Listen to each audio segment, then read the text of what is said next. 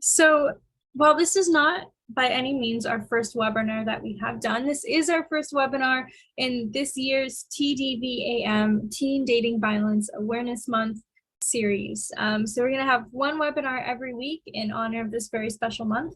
And our theme is planting or let love grow. That is our theme for Teen Dating Violence Awareness Month. And last year was communication, let's talk love. And so, yeah, our webinars are all going to be kind of themed around gardening, which I think is going to be pretty fun. This presentation made by my colleague Olivia, who's not here, is absolutely beautiful, and I'm sure that you will enjoy all of the graphics as much as Liz and I do. So with that being said, my name is Annie. I am the North County Prevention Coordinator. And Liz, would you like to introduce yourself? Yeah. Hi, I'm Liz. I am the East and Rural County Prevention Educator Coordinator. Happy to be here. Happy to have you, Liz. So yeah, and with that, we're going to be talking today about planting the seeds of healthy relationships with a specific emphasis on working with teenagers, whether that's as a parent or as like a client service provider, works with teens in that capacity. So we're going to start talking about why early conversations matter, why it's important to have those conversations before teens start dating while they're young, and then how to teach young people skills, more specific ways of going about that, and then also a bit about what we at Domestic Violence Services of Snohomish County are doing in our community to teach these skills and start these conversations.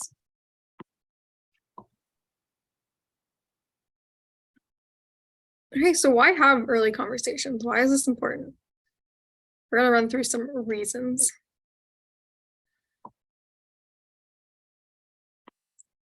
So the first one is developmental timing. When it comes to young kids, people tend to think that they don't necessarily pick up on the things that are happening around them, but this is a myth. Even as young as from birth to 2 years old, we're all learning how the world works. We might not know all the words and the vocab for everything that's happening around us, but our brain is growing a ton during this time. And that's why the things that we see, hear, and experience even this early on in life actually have a huge impact on our growth. There's a book called What Happened to You by Bruce Perry and Oprah, in which they discuss this topic at length and the importance of having social buffers and attentive caregiving early on in life. By these same principles, how we act around young children does matter. Whether or not we're speaking to each other and to them with respect and kindness does matter. Attentive and responsive caregiving doesn't have to only exist in relation to trauma. It can absolutely involve healthy conversations and an early introduction to respect as a norm.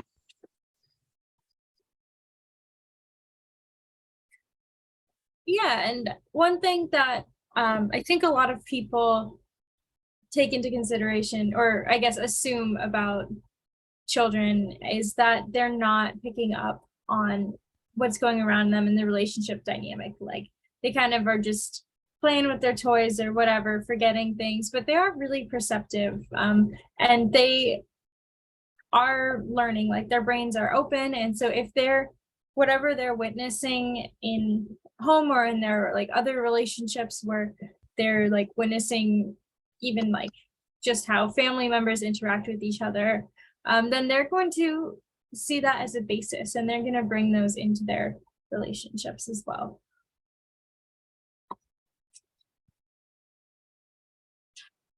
Okay, so another reason that having early conversations about healthy relationships is super important is because abuse is a learned behavior that people choose to perpetuate.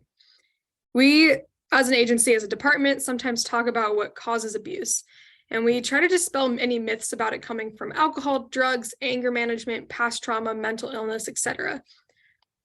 When we talk to youth, especially, a lot of times we ask them, like, what do you see when it comes to abuse in the media? Like, what are the stereotypes you've heard? And a lot of times we hear things like past trauma, alcoholism, drug use, anger issues. And in reality, those are myths. Those are not things that cause abuse. Abuse comes from a place of entitlement to power and control.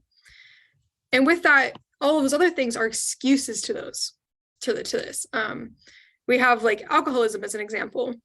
People drink all the time and don't abuse their partner. That is a very real thing for a lot of people. They can just have a good time, have a few drinks, even if they struggle with alcoholism, still not hurt their partner ever. So people who say that, oh, it's just when I'm drunk, like I'm an aggressive drunk, I'm a violent drunk, that's not actually the alcohol that is doing those things. It's them choosing to let go of their control, their inhibitions in that moment. They're making an implicit direct choice about this. Yeah, with that, anything to add to that, Annie? Yeah, I think a lot of, or to use direct instead of passive language, a lot of these, like the sense of entitlement to power and control really does come from like witnessing dynamics. And that doesn't just happen from like watching how parents interact. It could also be from watching the media and seeing how women are treated, whether they're treated like property or not, or seeing it being normalized that like girlfriends are always jealous of their boyfriends, and that jealousy is just something natural that is going to happen in the relationship, and just the way that girls are, or it's just the way that men are to act in these ways. And it kind of creates an assumption of like, or an expectation that that's what is they're going to have going into their relationships. And another thing I want to highlight is respect and conversations around respect. A lot of times parents, when talking with their kids, say, you need to respect me. And what that kind of portrays to their children is that respect comes from superiority. And that because when you're respecting your parents, it's very different than the way that you respect your intimate partner, because respect within a hierarchy comes from like obedience. You have to do what I say, you have to follow my rules, you have to like listen to me without giving me attitude back. And so bringing that form of like expectations of respect into a relationship is creating a power dynamic already, as opposed to the kind of respect that you have in an equal relationship, which is, I respect you because I am taking your needs into consideration. I respect you because I am sorry. Sorry, I interrupted you. Oh, no.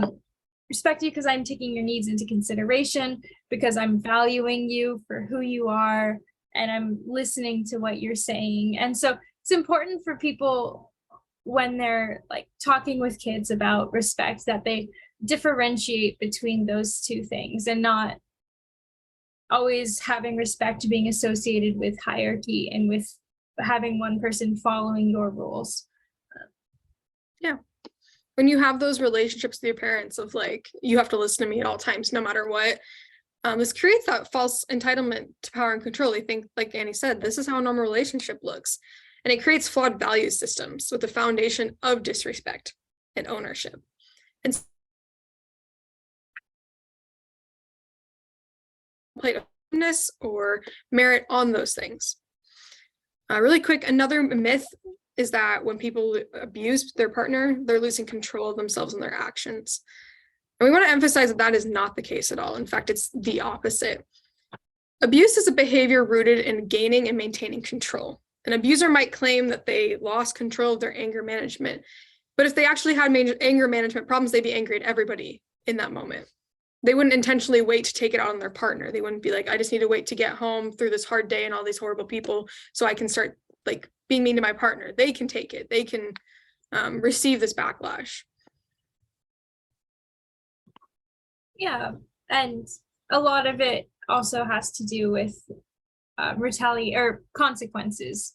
A lot of times, and even within healthy relationships, the way that we talk to people, like, for example, if you get pulled over and you're with a police officer, then you're going to be very like, oh, yes, I'm so sorry. And on your best, like, let me soothe and this situation down. Or if you're talking with your boss like there's a different way that you're acting around them, if when somebody has authority over you, and when your actions are going to have very real consequences.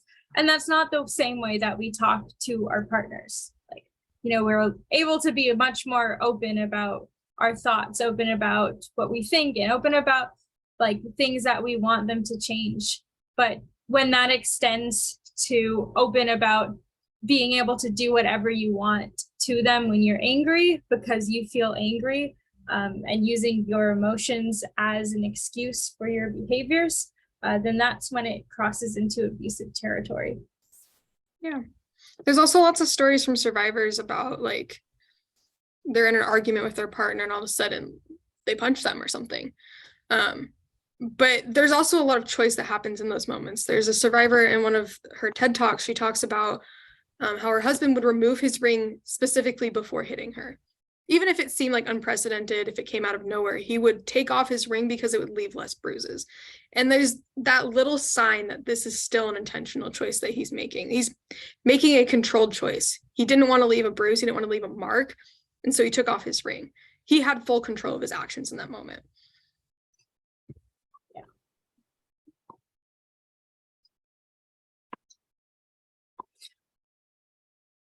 So with this, we want to emphasize that anyone can talk about healthy behaviors, not just people with trauma. Because abuse is a learned behavior, someone who grew up witnessing it is more likely to abuse than someone who did not. But people who also grew up in that same environment don't abuse all the time.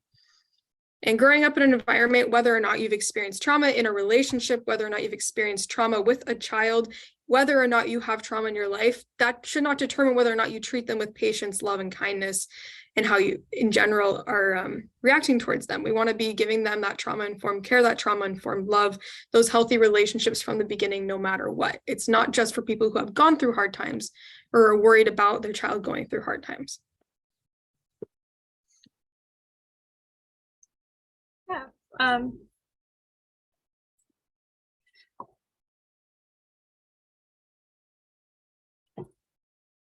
So something that we always stress when talking with youth, and really anyone, is that everyone deserves to be treated with love, kindness, and respect. That it's in our innate rights as human beings. And so it's really important to emphasize this going both ways, that like not only are the people around you deserving of love, kindness, and respect, but also you yourself. And that can be really, really hard for somebody to internalize. And especially when you're a teenager and you're going through all of these crazy changes and like bullying at school, questioning who you are, what your identity is, your self-worth, struggling with just home life, really, and every aspect of life as a teenager could be really hard on your self-esteem. And that can be easy to get into relationships where you're not being treated as respectfully as you should be. A really common thing I see on online threads and conversations about like, what is something you could tell yourself when you were 18 or when you were 16 or when you were 20 is don't let people treat you that.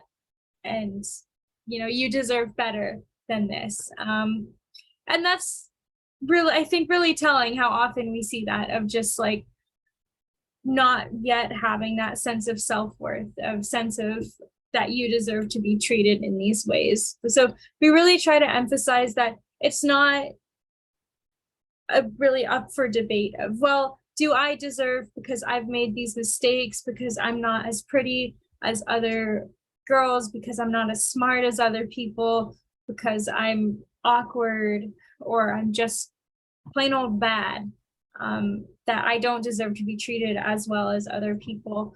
And it's really important that it's not your qualities, it's not the way you look, it's not like how smart you are, any of these things that are determining your worth and that are determining how you deserve to be treated. That just the very nature of us all as human beings is that we are innately deserving of kindness and love from the person, from everybody, but especially from the person we're dating.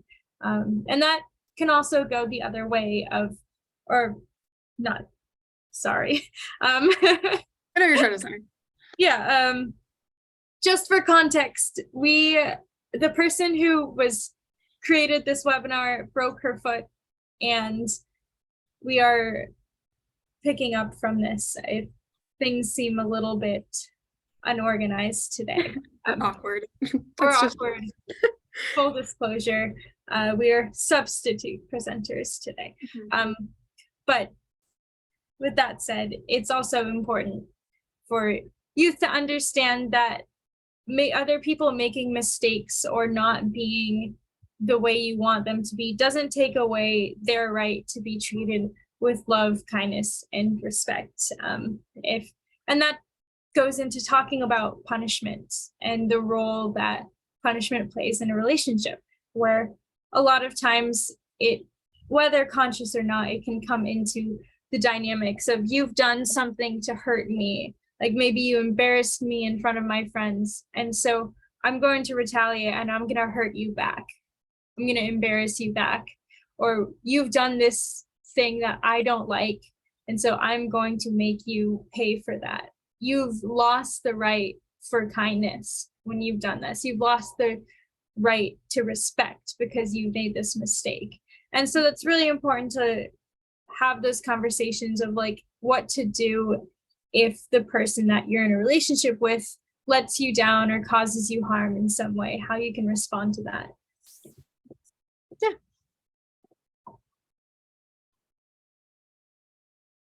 So how can we teach healthy skills, whether it's as parents, as like a trusted adult, just as peers?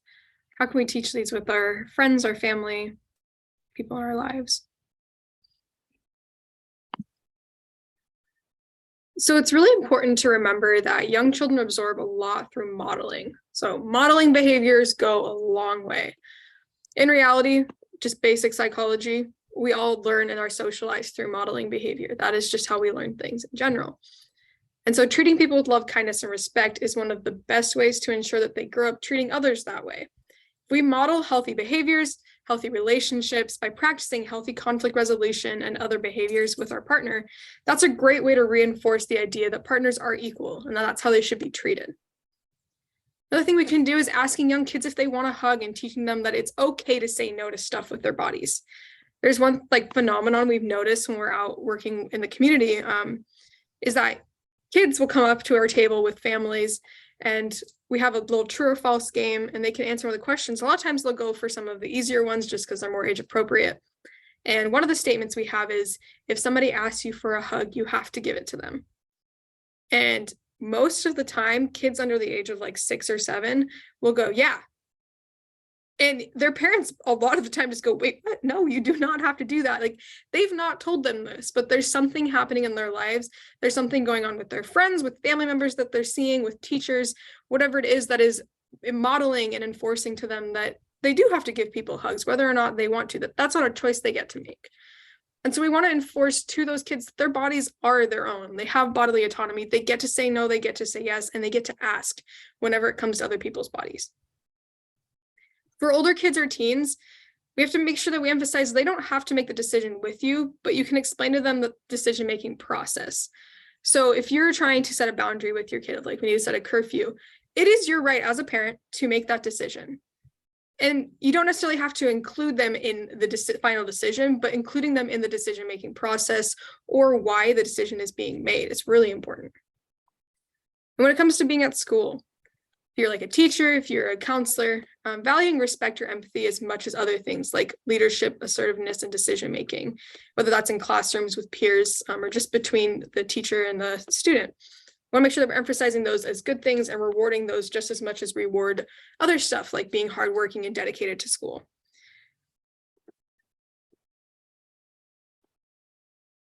And then also when it comes to schools, even with parents as well, having an open door policy. I want to make sure that parents, teachers, trusted adults, any adult in a youth's life is available for questions. And that means that we have to be open and non-judgmental. We need to be able to offer lots of resources, whether that's formal or informal resources, things like a hotline or more of activities that they can do, steps they could take. When it comes to youth, a lot of times it's very scary for them to talk to an adult about something they're going through. There might be a number of factors in their life of why they don't want to tell somebody about what's going on. And when they finally get to that point, when they do feel safe enough to do that, there's probably a lot of anxiety there. And so we want to make sure that they're not feeling judged, that they feel like it is a safe space for them to have that conversation. With that, having non-taboo conversations.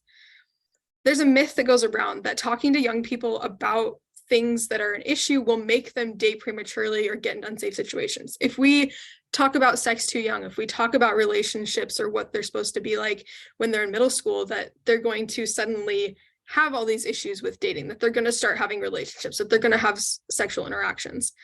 We want to make sure that that's not necessarily the case. We want to emphasize that.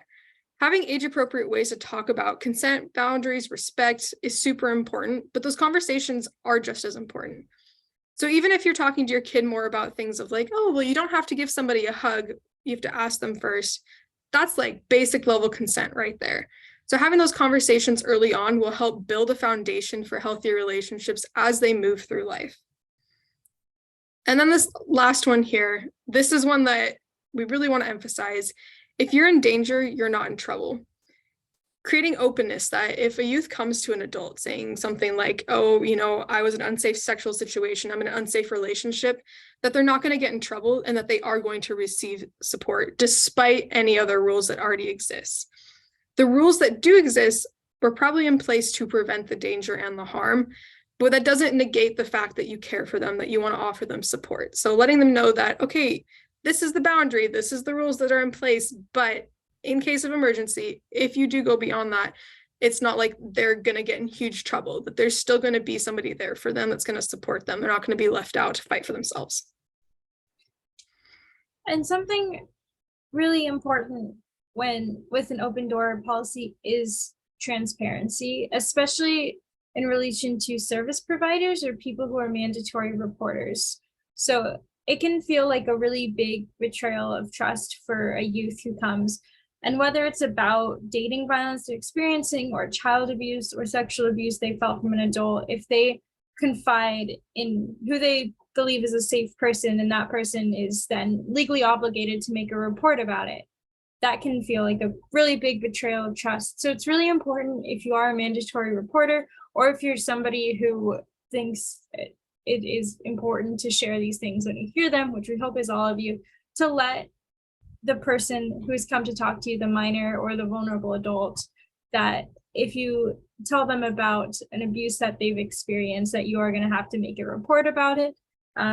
But also let them know that they are welcome to ask hypothetical questions, such as, hypothetically, if somebody were in this situation, what is a step that they could take, or what would you do if you were in this situation, as a way to still have those conversations without putting them in a situation where they feel like they can't talk to you because it's not safe to do so.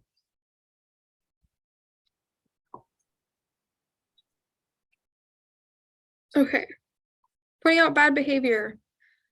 So we want to make sure that we're not saying things like, because of this thing, this person is now a bad person. Especially when it comes to dating violence, of like, oh, well, you know, if they hadn't been dating them, like this wouldn't have happened to them, kind of doing that victim blaming. Even if it's in pop culture or other interactions you see, if it's like you're walking around and you see another couple having a fight, if you start putting blame on them, if you start pointing out all these bad behaviors and start bringing attention to those, that's going to create some negative beliefs about it. And so we want to bring attention to both healthy and unhealthy examples of relationships, friendships, and interactions in a non-judgmental way of like, oh, well, this might be a red flag, rather than being like, they're a bad person. We don't want to be saying things like putting those labels on them, that blame. But we do want to be able to have those open conversations, talking to them about those relationships, about those interactions, signs of them, and starting that conversation without demonizing the subject. Rather than like creating a space where it's open and safe for them to talk about it, they might feel like, oh, I can't actually talk to you about it. Goes alongside all of those open door policy suggestions. And if you have noticed, for example, like a teenager and their interactions with their boyfriend or girlfriend or partner, say like their boyfriend is told them that they're not allowed to hang out with their friends, and so they tell you that. Or they say, let me ask my boyfriend's permission, or let me ask my girlfriend's permission. And that's like setting off little warning signs in your head of like, what do you mean ask for their permission? So it can be tempting to say like, this is an abusive person and you need to break up with them. Like, this is a really bad thing they're doing, but that will oftentimes put the person you're talking to on the defense.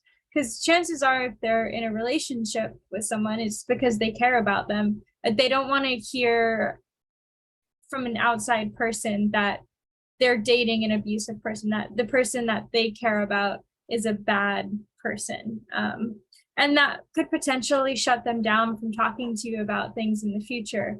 So a good way to navigate these situations is by asking questions like, do you think it's fair that they're asking, that they require you to have their permission? Do they ask you for your permission before they do something? Or how does it feel when they express these jealousies? Like, why do you think they don't want you to spend time with their friends? Asking them questions that are, get them to think about it and come to the conclusions themselves and open up a conversation, rather than going into it saying, this person is bad, you should break up with this person. This is like, they're just awful. Yeah. Something that we emphasize a lot, especially during Teen Dating Violence Awareness Month, February, boo, is that teen dating violence affects everybody. It's not necessarily an isolated problem for just like teenagers or a couple bad eggs or whatever. It's a cultural problem that has real consequences. Statistics tell us that 1 in 3 girls in the US will experience some sort of physical, verbal, or emotional abuse. 1 in 10 teens will experience some sort of specific physical abuse, and only 33% of those youth will actually tell somebody about it. And so this is a very serious issue. It's very pervasive, especially in the US. We want to make sure that that's emphasized, that this issue is known to the public. And another good thing to keep in mind with teen dating violence is that it can be, I guess, teenage relationships can be a lot more toxic and a lot more commonly toxic than adult relationships, just because they're the first ones. Like when you first start dating, especially if you come from a family where healthy behaviors haven't been modeled yet, then you're going to bring those in, and it's really a learning process. Like, you could just not know how to express your feel, or sorry, they could just not know how to express their feelings in a healthy way, not know how to manage anger, not know how to manage their jealousy. And that can be really confusing for both people. And so it's important to understand, just with empathy, that there's a good chance that these teen relationships are going to be toxic, and that it's okay. Obviously, it's not okay if they're being abusive, but it's okay for them to take those steps and learn, and approaching it with compassion, understanding that if you're talking to a teen in a relationship, there's probably some form of unhealthy behavior, even if it's not abusive, even if it's just a bit of toxic jealousy or attempting to be controlling, and making sure to teach them those skills if you get a chance to, and bringing in your maybe your own experience with relationships and what you've learned from them, or just things that you've learned from online sources. Yeah, we have a student out in one of the youth centers that I go out to, and she was telling me that her mom has lots of open conversations with her because her mom had experienced a lot of different forms of abuse and toxic relationships. And she would constantly, every time she's in those relationships, like tell her daughter, be like, hey, this is what's wrong with this relationship. This is what you shouldn't be having to put up with in your relationships. She's like, that really helped me, actually, like having those conversations, even though it sucked that she had to go through that. She was open with her, and she could learn from those experiences, and she knew what she didn't have to put up with, what wasn't okay, what was okay. So we're going to go over some of our education, what we do.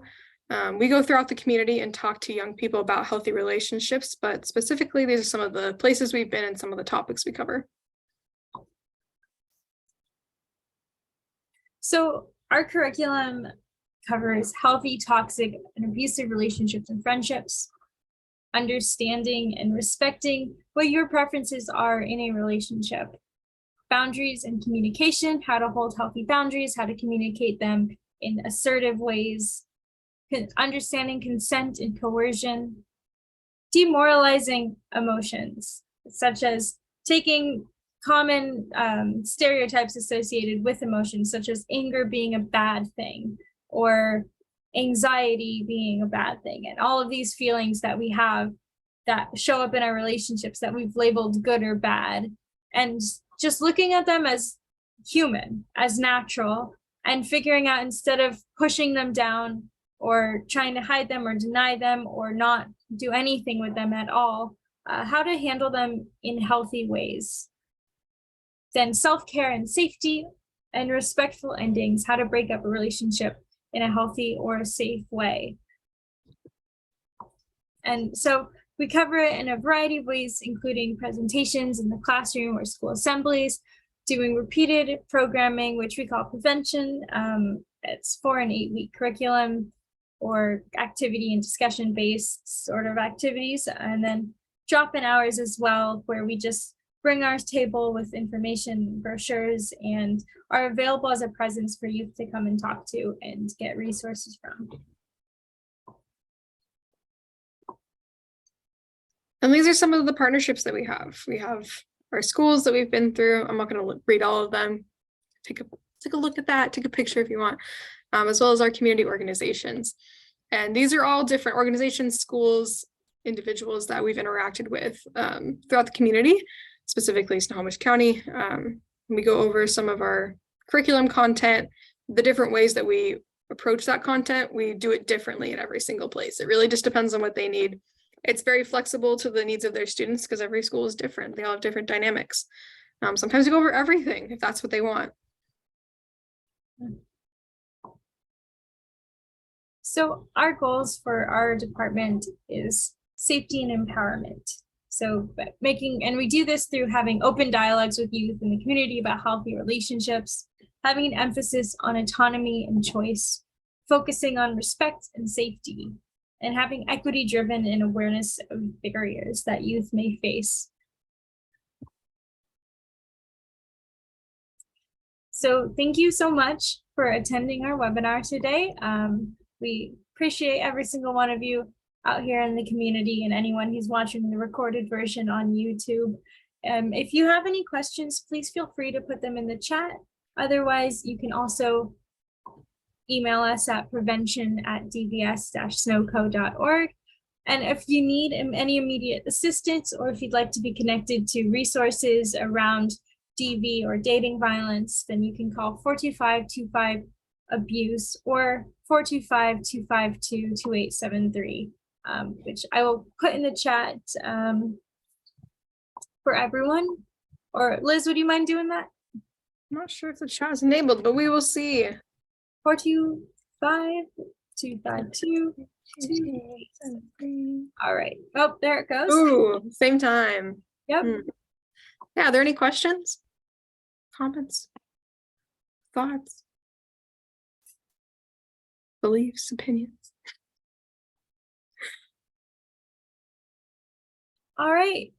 Well, I'm going to go ahead and end recording, and we'll stick around for another minute. But thank you all and have a great day.